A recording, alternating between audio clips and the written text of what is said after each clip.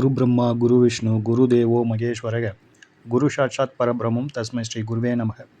ஓம் ஸ்ரீ ராஜகணபதி ஐயனை போற்றி போற்றி. ஓம் ஸ்ரீ லோபாமுத்தரை சமேத ஸ்ரீ அகத்தியர் ஐயா போற்றி போற்றி. அனைவருக்கும் வணக்கம். குரு அருள் அஸ்ரோமுத்து உங்களோடு.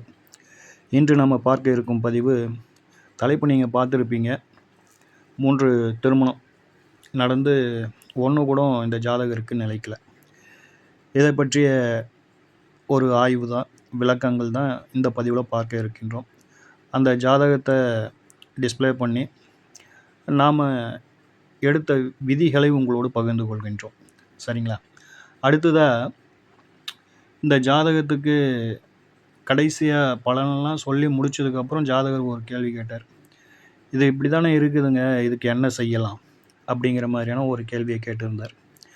அதற்கு நாம் அந்த ஜாதகருக்கு சொன்ன பதிலையும் உங்களோடு பகிர்ந்து கொள்கின்றோம்.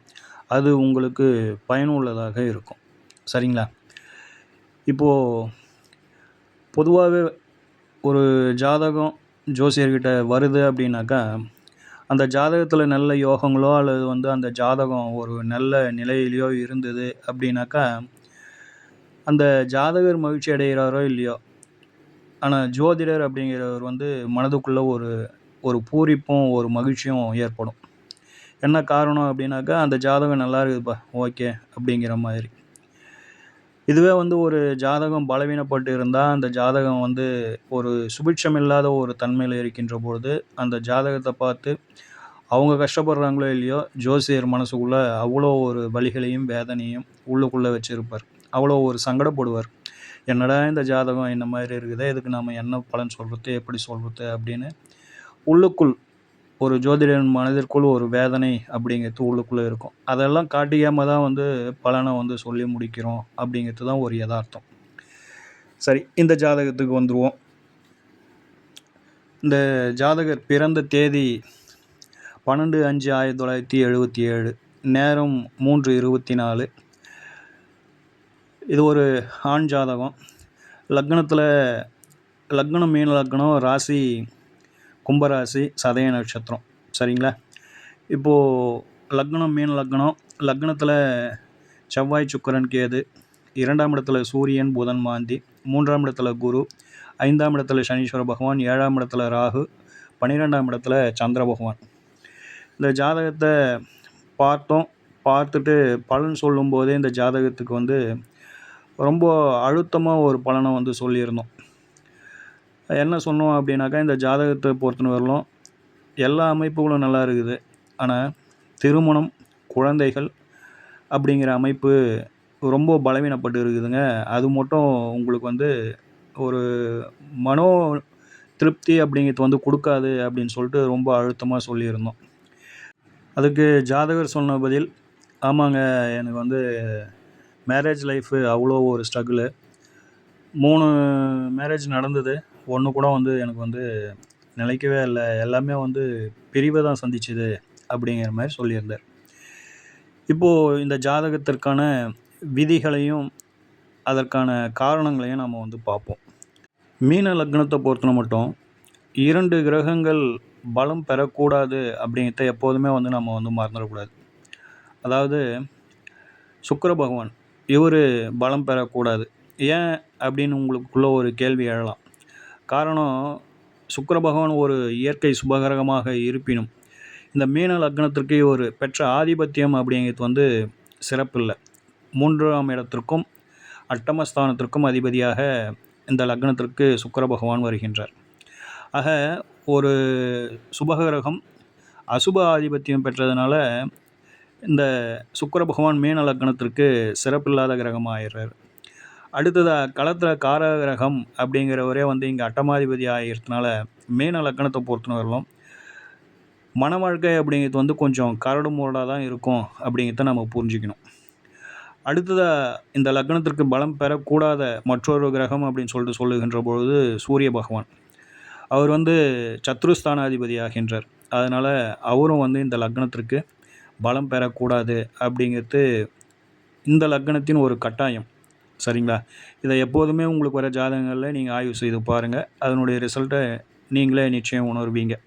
சரி, ரைட். இது அப்படியே ஒரு டிப்ஸ் மாதிரி வச்சுக்கோங்க. சரிங்களா? இப்போது விதிகள் அப்படின்னு சொல்லுகின்ற பொழுது எந்த ஒரு லக்னமாக இருந்தாலும் 7ஆம் இடமும் 7ஆம் அதிபதியும் பலவீனப்படாமல் மறு திருமண அமைப்பு அப்படிங்கிறது வராதுங்க. 7ஆம் இடமும் 7ஆம் அதிபதியும் நல்ல பலமாக இருந்துட்டாங்க அப்படின்னாக்கா அவங்களுக்கு ஒரே ஒரு திருமணம் தான் லைஃப்பில், மறு திருமணம் இல்லை. இப்போ நம்ம சொன்ன மாதிரி 7ஆம் இடமும் 7ஆம் அதிபதியும் பலவீனப்பட்டு இருந்தால் தான் அடுத்த திருமணத்திற்கு அது அழைத்து செல்லும். இப்படி 7ஆம் அதிபதி 7ஆம் பாகம் பலவீனப்பட்டு 9ஆம் அதிபதியோ அல்லது 11ஆம் அதிபதியோ வலுத்திருந்தால் அவர்களுக்கு ஒன்றுக்கும் மேற்பட்ட திருமணம் அப்படிங்கிறது இது ஒரு விதமான விதி. அடுத்ததாக 7ஆம் இடம் பலவீனப்பட்டு 7ஆம் அதிபதி பலவீனப்பட்டு 3, 7, 11 தொடர்பு மற்றும் பாதகாதிபதி திதிசூன்யாதிபதி தொடர்பு அப்படிங்கிறது ஒன்றுக்கும் மேற்பட்ட திருமணங்கள் அப்படிங்கிற மாதிரியான ஒரு விதி. சரிங்களா? இந்த 2 விதியில் எந்த ஒரு விதி பொருந்தி வந்தாலும் அவங்களுக்கு மேரேஜ் லைஃப் அப்படிங்கிறது ஸ்ட்ரகிள் அப்படிங்கிறத நம்ம எளிதில் புரிஞ்சுக்கலாம். இப்போது இந்த ஜாதகத்தை பொறுத்தவரையிலும் லக்னம் அப்படின்னு சொல்லிட்டு எடுக்கின்ற பொழுது அந்த லக்னத்திலே முதல்ல சர்ப்ப கிரகங்கள் அமர்ந்தது. இதுவே நாகதோஷம் அப்படின்னு சொல்லிட்டு சொல்லணும், ராகு கேது தோஷம்னு சொல்லலாம். 2 விதங்களில் உங்களுக்கு எது பழக்கமாக இருக்குதோ அந்த விதியை நீங்கள் கையில் எடுத்துங்க.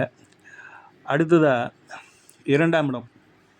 2ஆம் இடத்தை பொறுத்தவரையிலும் ஒரு விதி, அதாவது 2ஆம் இடத்துல ஒரு உச்சகிரகம் இருப்பது அப்படிங்கிறது மன வாழ்க்கைக்கு சிறப்பல்ல அப்படிங்கிறது தான் இதனுடைய சாராம்சம். ஏன் அப்படின்னாக்கா 7ஆம் இடத்துக்கு அது 8ஆம் இடங்க. ஆக 7ஆம் இடத்திற்கு 8ஆம் இடத்துல ஒரு கிரகம் வலுத்து நின்று திருமணம் அப்படிங்கிற ஒரு அந்த வாழ்க்கைக்கு அது எதிர்ப்பு தெரிவிச்சினே இருக்குது அப்படிங்கிற மாதிரியான ஒரு நிலைப்பாடு. சரிங்களா? இந்த விதி இருந்தது அப்படின்னாலும் அவங்களுக்கு மன வாழ்க்கையில் ஸ்ட்ரகிள் அப்படின்றத பார்த்துக்குவோங்க.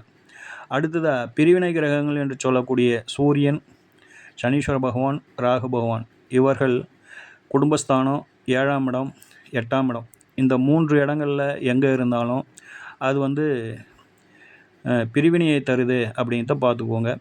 இந்த விதியை நீங்கள் பயன்படுத்தும் போது நிச்சயமாக ஆதிபத்தியத்துக்கு முக்கியத்துவம் கொடுங்க அப்படிங்கிறத மறக்காதீங்க. ஏன் அப்படின்னாக்கா உதாரணமாக தனுசு லக்னம் அப்படின்னு சொல்லிட்டு வச்சிங்க.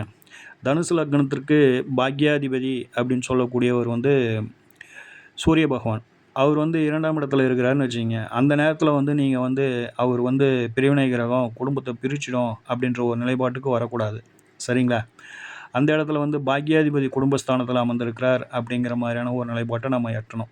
ஸோ இப்போது முன்னாடி சொன்ன இந்த விதியை நீங்கள் கையில் எடுத்து ஆய்வுக்கு உட்படுத்தும் பொழுது அதனுடைய அந்த லக்னத்தின் ஆதிபத்தியத்தையும் கூடுதலாக கவனத்தில் கொள்ளுங்கள் அப்படிங்கிறது நம்மளுடைய பரிந்துரை. சரிங்களா? அடுத்த ஒரு விதியை பார்ப்போம். 7ஆம் அதிபதி தன் ஸ்தானத்துக்கு 8இல் மறைந்து கூடவே சுக்கிர பகவானும் அங்கே இருந்தார் அப்படின்னாக்கா அவங்களுக்கு மன வாழ்க்கை அப்படிங்கிறது எளிதில் பாதிக்கும் அப்படிங்கிற மாதிரியான அமைப்பு. லக்னத்தின் 2, 7, 8, 12 இந்த இடங்களில் பாவகிரகங்கள் இருப்பது சிறப்பல்லைங்க. அதாவது சூரியன், ராகு, சனி, அடுத்ததாக கடைசியாக செவ்வாய். இந்த 4 வரையும் பாவர்கள் அப்படிங்கிற வரிசையில் வைத்திருக்கின்றோம். ஆக இவர்கள் அந்த இடத்துல இருக்கிறது சிறப்பல்ல. அடுத்ததாக இப்போது நம்ம ஒரு லக்னத்திற்கு எப்படி ஆய்வு செய்கின்றோமோ அதே போல், அதாவது விதி பலவீனப்பட்டது அப்படின்னாக்கா மதியைப்பார் அப்படின்னு சொல்லிட்டு சொல்லியிருக்காங்க நம்ம முன்னோர்கள். அந்த வகையில் சந்திரனை மையப்படுத்தியும் ராசியை மையப்படுத்தியும் ராசிக்கு 2ஆம் இடம், 7ஆம் இடம், 8ஆம் இடம் எப்படி இருக்குது அப்படிங்கிறத பார்த்துட்டு அதுக்கப்புறம் நாம் ஒரு முடிவுக்கு வந்தோம் அப்படின்னாக்கா அது சிறப்பான பலன்களை நமக்கு எடுத்துரைக்கிறது அப்படிங்கிறது நம்மளுடைய அனுபவ கருத்து. சரிங்களா? இப்போது விதிகளை சொல்லிட்டோம், இந்த ஜாதகத்தின் கட்டத்தையும் உங்களுக்கு கொடுத்துட்டோம். இப்போது நாம் சொன்ன விதிகளை அப்படியே பொருத்தி பார்க்க போகிறோம். லக்னத்துக்கு 2ஆம் இடத்துல ராகு கேதுகள் அப்படிங்கிற சர்ப்பகிரகங்கள் நின்றுது அப்படின்னாக்கா அது நாகதோஷம் அப்படிங்கிற அமைப்பை எட்டிடும். அந்த விதி இந்த ஜாதகத்தில் செயல்பாட்டில் இருக்குது. லக்னத்தில் கேது, 7ஆம் இடத்துல ராகு. அடுத்ததாக 2வது விதி, லக்னத்துக்கு 2ஆம் இடத்துல உச்சகிரகங்கள் இருப்பது சிறப்பல்ல அப்படின்னு சொல்லியிருந்தோம். இந்த ஜாதகத்தில் 6ஆம் அதிபதியாகி 2ஆம் இடத்துல இருக்கிறாரு. அவர் உச்சம் பெற்று இருக்கிறாரு. இதுவும் வந்து இந்த ஜாதகத்துக்கு மன வாழ்க்கைக்கு சிறப்பல்ல அப்படிங்கிற மாதிரியான ஒரு நிலைப்பாடு. 7ஆம் அதிபதி தன் ஸ்தானத்திற்கு 8இல் மறைவது சிறப்பல்ல அப்படின்னு சொல்லிட்டு சொல்லியிருந்தோம். அதாவது வந்து குடும்பஸ்தானத்திற்கு வருவது சிறப்பல்ல அப்படின்னு சொல்லிட்டு சொல்லியிருந்தோம். இந்த ஜாதகத்தில் 7ஆம் அதிபதி தன் ஸ்தானத்திற்கு 2ஆம் வீட்டில் 6ஆம் அதிபதியோட சேர்ந்து போதாத குறைக்கு மாந்தியோடு சேர்ந்து அந்த கிரக கூட்டை 12ஆம் அதிபதி சனீஸ்வர பகவான் பார்க்குறார். சரிங்களா? ஸோ இந்த நிலைப்பாடும் அப்படிங்கிறது வந்து சிறப்பல்ல அப்படிங்கிறத பார்த்துக்கோங்க. இந்த லக்னத்தின் இவர் பிறந்தது வந்து தசமி திதி. திதி சூன்யம் அப்படின்னு பார்த்தோம்னா சிம்மம் விருச்சிகம். இப்போது திதி சூன்யாதிபதி 6ஆம் அதிபதி ஆகிறாரு. சூரியன் திதி சூன்யாதிபதி ஆகிறாரு. அவர் 7ஆம் அதிபதியோட சேர்றாரு. ஸோ சனீஸ்வர பகவான் பார்க்குறாரு. அவர் விரையாதிபதி. இப்படிங்கிறதுலாம் இந்த மன வாழ்க்கைக்கு உகந்ததல்ல அப்படிங்கிறத வந்து நம்மளுக்கு வந்து எடுத்து சொல்லுது. சரிங்களா? அடுத்ததாக 7ஆம் இடத்துக்கு வந்துடுவோம். 7ஆம் இடம் பலவீனப்படணும் அப்படிங்கிறது தான் கான்செப்டு. இப்போ 7ஆம் இடத்துல ராகு நின்னார். 7ஆம் இடத்தை சனீஸ்வர பகவான் பார்த்தாரு. 7ஆம் இடத்தை செவ்வாய் பகவான் பார்த்தாரு. 7ஆம் இடத்தை அட்டமாதிபதி சுக்கிர பகவான் பார்த்தாரு. கூடுதலாக லக்னாதிபதி குருவும் பார்த்தார் அப்படிங்கிற மாதிரியான நிலைப்பாடு. இப்போது செவ்வாய் சனி இரண்டும் சேர்ந்து பார்த்த ஒரு பாவகத்தின் பலன் அவுட் அப்படிங்கிறது தான் ஜோதிட விதி. இங்கே பிரிவினை கிரகம் ராகு நிற்க அவருடைய பகை கிரகங்களான சனீஸ்வர பகவானும் செவ்வாய் பகவானும் சேர்ந்து பார்க்க 7ஆம் பாவகம் அப்படிங்கிறது சுத்தமாக பலவீனப்பட்டுதுங்க. இப்போது 7ஆம் அதிபதிக்கு போவோம். 7ஆம் அதிபதி அப்படிங்கிறவர் இங்கே 6ஆம் அதிபதியோடு சேர்ந்து விரையாதிபதியின் பார்வையை பெற்று மாந்தியோடு சேர்ந்து குடும்ப தோஷம் அப்படிங்கிற ஒரு அமைப்புக்குள்ளே போயிட்டு 7ஆம் அதிபதியும் இந்த ஜாதகத்தில் பலவீனப்பட்டார் அப்படிங்கிறது தான் நிதர்சனம். சரிங்களா? இப்போது லக்னப்படி 2ஆம் இடம் கெட்டுது, 7ஆம் அதிபதி பலவீனப்பட்டார், 7ஆம் இடம் பலவீனப்பட்டது அப்படிங்கிறது ஒரு நிலைப்பாடு. இப்போது ராசிக்கு வந்துடுவோம். ராசி அப்படின்னு சொல்லிட்டு சொல்லுகின்ற பொழுது ராசிக்கு 2ஆம் இடத்துல ஒரு உச்சகிரகம் சுக்கிரன் அப்படிங்கிறது இதுவே வந்து முதல் தப்பு. இரண்டாவதாக ராசிக்கு 2ஆம் இடத்துல கேது, 8ஆம் இடத்துல ராகு, இது இரண்டாவது தப்பு. அடுத்ததாக ராசிக்கு 7ஆம் இடம் அப்படின்னு சொல்லிட்டு எடுக்கின்ற பொழுது சிம்மம், அது திதி சூன்யம். அடுத்ததாக வந்து கடகத்தில் சனீஸ்வர பகவானும் கன்னியில் ராகு பகவானும் வந்து 7ஆம் பாவகம் பாபகத்திரி தோஷத்தில் அமைஞ்சுது. அடுத்ததாக 7ஆம் அதிபதி அப்படின்னு சொல்லக்கூடியவர் ராசிக்கு 3ல் இருக்கிறாரு, உச்சம் பெற்று இருக்கிறாரு அப்படிங்கிறதுலாம் ஒரு நல்ல நிலை தான். ஆனால் அந்த 7ஆம் அதிபதி அப்படிங்கிறவர் இந்த பாரம்பரிய ஜோதிடத்தில் ஒரு விதி உண்டுங்க. அதாவது வந்து ஒரு அவஸ்தை காணல் அப்படின்னு சொல்லிட்டு அந்த விதிக்கு பெயர். ஒரு ராசி கட்டத்தை 5 பாகமாக பிரித்து அதில் வந்து ஆண் ராசி பெண் ராசி என்று பகுத்து பார்த்து அதுக்கப்புறம் வந்து அந்த கிரகம் எந்த அவஸ்தையில் இருக்குது அப்படிங்கிற ஒரு நிலைப்பாட்டை எட்டி அதுக்கப்புறம் அதனுடைய பலம் பலவீனத்தை நம்ம வந்து கணக்கீடு செய்வது. அந்த வகையில் சூரிய பகவான் இந்த ஜாதகத்தில் உச்சமாக இருந்தாலும் மரண அவஸ்தையில் இருக்கின்றார் அப்படிங்கிறது இதனுடைய நிலைப்பாடு. மரண அவஸ்தையில் சூரிய பகவான் இருக்கக்கூடாது. அப்படி இருக்கின்ற பொழுது அவர் பலம் இழந்து விடுவார். பலமாக இருக்கிறதா அப்படியே நம்மளுக்கு வெளிப்படையாக தெரிஞ்சாலும் உண்மையில் பார்க்க போகும்போது அவர் வந்து பலம் குறைவு அப்படிங்கிறது தான் இதில் உள்ள நிதர்சனம். பார்த்துக்கோங்க. சரிங்களா? ஆக ராசி பிரகாரமோ லக்ன பிரகாரமோ 2, 7, 8 அப்படிங்கிறது வந்து பலவீனப்பட்டது. சரிங்களா? இப்போது 3, 7, 11 தொடர்பு வருதா அப்படிங்கிறதையும் நம்ம வந்து பார்ப்போம். ஏன் அப்படின்னாக்கா 3ஆம் அதிபதி 7ஆம் அதிபதி 11ஆம் அதிபதி இந்த சேர்க்கை அப்படிங்கிறது வந்து 7ஆம் அதிபதி பலவீனப்பட்டு இருந்து இதெல்லாம் வந்து ஒரு தொடர்பை ஏற்படுத்தி கொள்ளும்பொழுது அவங்களுக்கு வந்து ஒன்றுக்கு மேற்பட்ட திருமணங்கள் அப்படிங்கிறது ஒரு விதி. அந்த வகையில் நம்ம இந்த ஜாதகத்துக்கு ஒத்து வருதா அப்படின்னு கொஞ்சம் ஆய்வு செய்து பார்ப்போம். இந்த ஜாதகத்தின் 3ஆம் அதிபதி அப்படின்னு சொல்லிட்டு சொல்லுகின்ற பொழுது அவர் வந்து சுக்கிரன். 7ஆம் அதிபதி அப்படின்னு சொல்லிட்டு சொல்லுகின்ற பொழுது புதன். 7ஆம் அதிபதியும் 7ஆம் இடமும் பலவீனப்பட்டது. 11ஆம் இடம் அப்படின்னு சொல்லிட்டு சொல்லுகின்ற பொழுது சனீஸ்வர பகவான் அவர் லக்னத்துக்கு 5ஆம் இடத்துல அமர்ந்து 7ஆம் அதிபதியை தொடர்பு கொள்வார். 7-11 தொடர்பு அப்படிங்கிறது இதனுடைய நிலைப்பாடு. இந்த 7-11 தொடர்பு அப்படிங்கிறது 7ஆம் பாவகம் 7ஆம் அதிபதி பலவீனப்பட்டு இந்த 7-11 தொடர்பு ஏற்பட்டது அப்படின்னாக்கா அது வந்து ஒன்றுக்கும் மேற்பட்ட திருமணங்களை கொடுத்துடுது.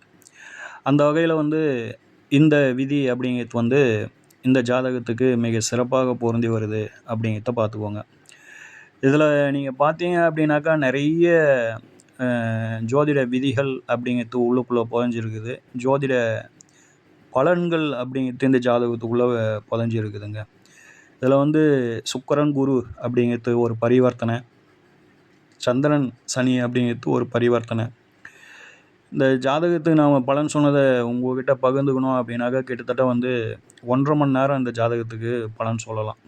அந்த அளவுக்கு வந்து இந்த ஜாதகரோட நம்ம வந்து நேரில் வந்து பேசணும். அப்படி சொல்லும்பொழுது தான் அவருக்கு வந்து நம்ம மீது வந்து ஒரு ஈர்ப்பு ஏற்பட்டுதுன்னு வச்சிங்களேன். அப்படி பலன் சொல்லி அதுக்கப்புறம் தான் அவர் வந்து கடைசியில் வந்து இதுக்கு என்ன செய்யலாம் அப்படிங்கிற மாதிரியான ஒரு கேள்வியை கேட்டதுக்கான காரணம் அதுதான். சரிங்களா? இப்போது நம்ம சொன்ன இந்த விதிகளை நீங்கள் வந்து உங்களுக்கு கிடைக்கின்ற ஜாதகங்களை அப்ளை பண்ணி பாருங்கள். இந்த ஜாதகத்துக்குமே கூட நீங்கள் வந்து அப்ளை பண்ணி பாருங்கள். எந்த அளவுக்கு வந்து உங்கள் மனம் அப்படிங்கிறது ஆமாம் அப்படிங்கிறத ஏற்படுது அப்படிங்கிறத பார்த்துக்கோங்க. சரிங்களா? இப்போது நாம் அவர் கேட்ட கேள்விக்கு வந்துடுவோம். பொதுவாக இது போன்ற அமைப்புள்ள ஜாதகங்களுக்கு தாமத திருமணம் அப்படிங்கிறது இயல்பாகவே வந்துடும். ஆனால் இந்த இடத்துல ஒரு விதி இருக்குது பார்த்துக்கோங்க. அதாவது வந்து 3ஆம் அதிபதி பலம் பெற்றுச்சு அப்படின்னாக்கா அவங்களுக்குலாம் வந்து ரொம்ப சீக்கிரமாக வந்து திருமணத்தை கொடுத்துரும். அதே போல் வந்து ஒரு ஜாதகத்தில் 4ஆம் அதிபதி பலமாச்சு அப்படின்னாலும் அவங்களுக்கும் வந்து ஏன்னா சுகஸ்தானம் பலமாகுது, அவங்களுக்கும் வந்து ரொம்ப இளமையிலேயே வந்து அந்த திருமண வாழ்க்கையை கொடுத்துரும். இங்கே 1-3 பரிவர்த்தனை, அதனால் வந்து 3ஆம் இடம் பலமாகுது. அதனால் வந்து இவருக்கு வந்து ரொம்ப சீக்கிரமாக திருமணத்தை கொடுத்துடுச்சு. அதுதான் வந்து இங்கே வந்து தப்பு அப்படிங்கிற ஒரு நிலைப்பாடு. அடுத்ததாக பொதுவாக வந்து இது போன்ற தோஷ அமைப்புகள் இருக்கின்ற பொழுது அந்த தோஷங்களுக்கு அதை வந்து சமன் செய்கிற அமைப்புக்கு ஒரு ஜாதகம் கிடைக்கணும். உதாரணமாக இந்த இடத்துல வந்து ஒரு பிரிவினை கிரகமான சூரிய பகவான் 2ஆம் இடத்துல உச்சம் பெற்று இருக்கிறார். அப்போது இந்த தோஷத்தை அதிகமாக வெளிப்படுத்துகிற கிரகம் யார் அப்படின்னாக்கா சூரிய பகவான். அதே போல் வந்து இந்த ஜாதகத்துக்கு வந்து 2ஆம் இடத்துல ஒரு உச்ச கிரகம் இருக்கிற ஜாதகமாக சேர்க்கணும்.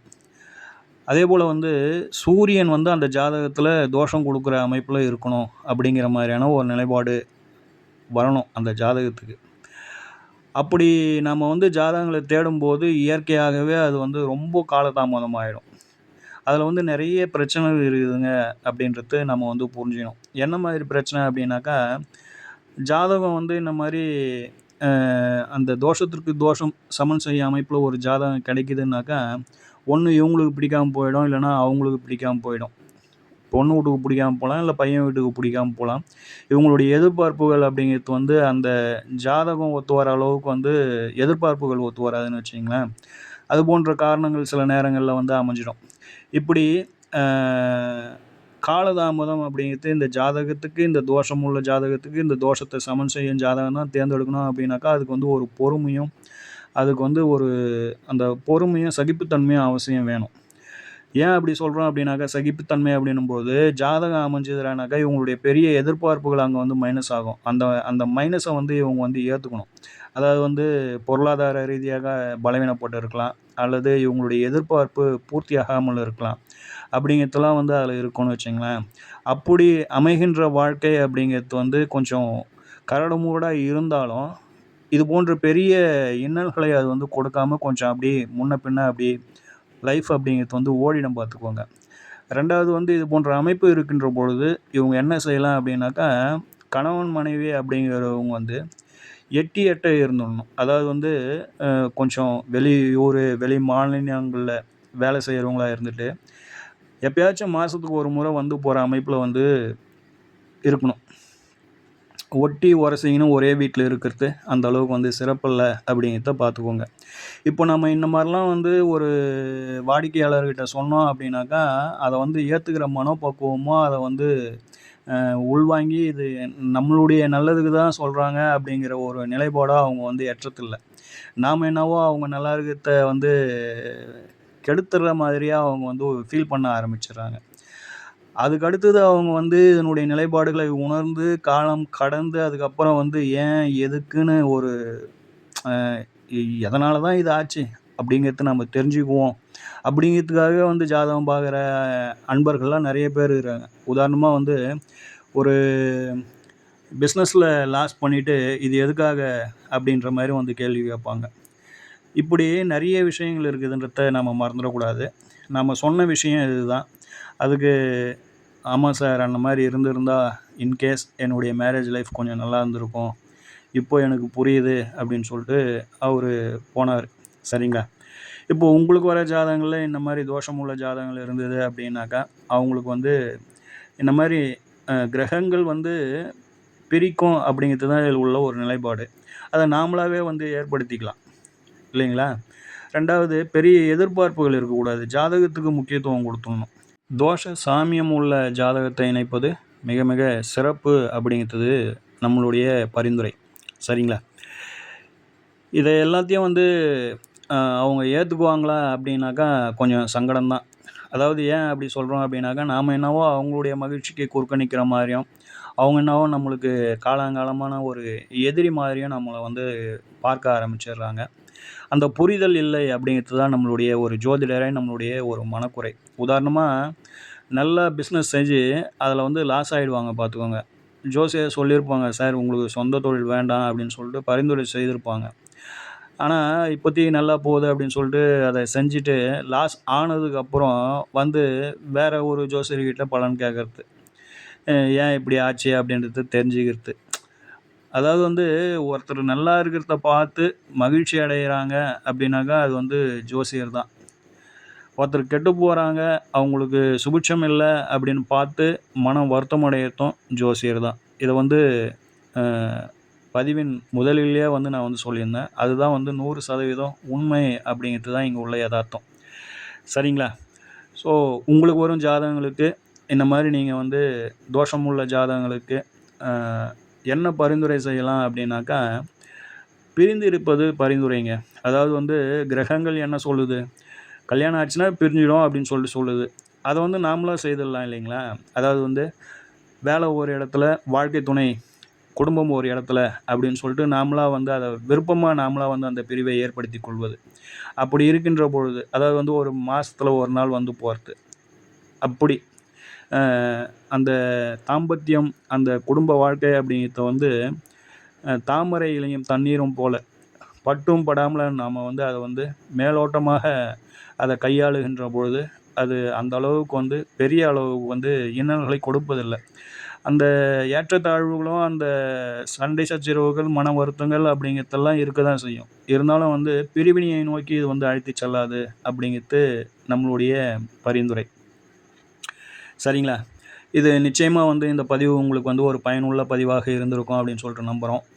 இந்த பதிவு உங்களுக்கு பிடிச்சிருந்ததுன்னா ஒரு லைக் பண்ணுங்கள், ஷேர் பண்ணுங்கள், கமெண்ட் பண்ணுங்கள். உங்களுடைய கருத்துக்களை பதிவேற்றம் செய்யுங்கள். உங்களுக்கு வரும் வாடிக்கையாளர்களுக்கு இந்த வழிமுறைகளை, இது வந்து பரிகாரம்னு சொல்ல முடியாது, இந்த மாதிரி நீங்கள் வந்து உங்களுக்கு வரும் வாடிக்கையாளர்களை வந்து நீங்கள் வந்து வழிநடத்தலாம் அப்படிங்கிறது நம்மளுடைய பரிந்துரை. சரிங்களா? அதை ஏற்பதும் ஏற்காததும் அவங்களுடைய மனோநிலையை பொறுத்தது. அதில் நாம் தலையிடறதுக்கு இல்லை. இப்படி செய்யலாம் அப்படிங்கிறது நம்மளுடைய வழிகாட்டுதல் ஒரு ஜோதிடராய். இந்த ஜாதகத்தை பொறுத்தவரையிலும் நமது நேயர்களில் உள்ள ஜோதிட அன்பர்களின் ஜோதிட ஆய்வுக்காக ஓம் ஸ்ரீ ராஜகணபதி ஐயா அவர்களின் அருளோடும், ஓம் ஸ்ரீ லோபாமுத்திரை சமேத ஸ்ரீ அகத்தியர் ஐயா அவர்களின் ஆசியோடும் அனைவருக்கும் வாழ்வில் நலமும் வளமும் கிடைக்கப்பெற்று ஆனந்தமும் மகிழ்ச்சியும் என்றென்றும் நிலைத்திருக்கட்டும். வாழ்க வளமுடன், வாழ்க பல்லாண்டு. நன்றிகள், வணக்கம்.